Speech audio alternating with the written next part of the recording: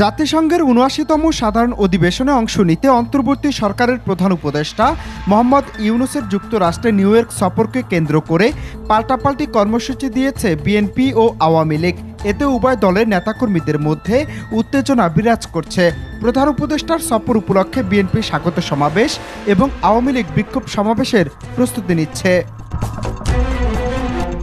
New York অঙ্গরাজ্য BNP সভাপতি অলিউল্লাহ মোহাম্মদ আতিকুর রহমান জানিয়েছেন, ২৪ সেপ্টেম্বর ডক্টর মোহাম্মদ ইউনূসের যুক্তরাষ্ট্রে আসা উপলক্ষে সংবর্ধনা সভা এবং ২৭ সেপ্টেম্বর জাতিসংঘে ভাষণ উপলক্ষে শান্তি সমাবেশ করবেন তারা।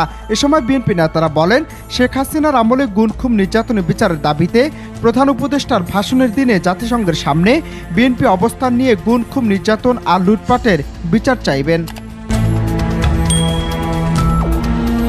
জাতিসংঘে বাংলাদেশের সদস্যপ্রাপ্তির ৫০ বছর উপলক্ষে ২৪ সেপ্টেম্বর নিউ ইয়র্কে একটি সংবর্ধনার আয়োজন করেছে নিউ ইয়র্কে বাংলাদেশের স্থায়ী মিশন। এবার ডক্টর মোহাম্মদ ইউনূসের আগমনের বিরুদ্ধে বিমানবন্দর সহ জাতিসংঘ সদর দপ্তরের সামনে বিক্ষোভ সহ বিভিন্ন কর্মসূচির কথা বলছে আওয়ামী লীগ যুক্তরাষ্ট্র শাখা। এ নিয়ে দুই দলের পাল্টাপাল্টি কর্মসূচিতে উত্তাল নিউ ইয়র্ক এলাকা। অনন্ত হাসান মাসুদ, বাংলা টিভি।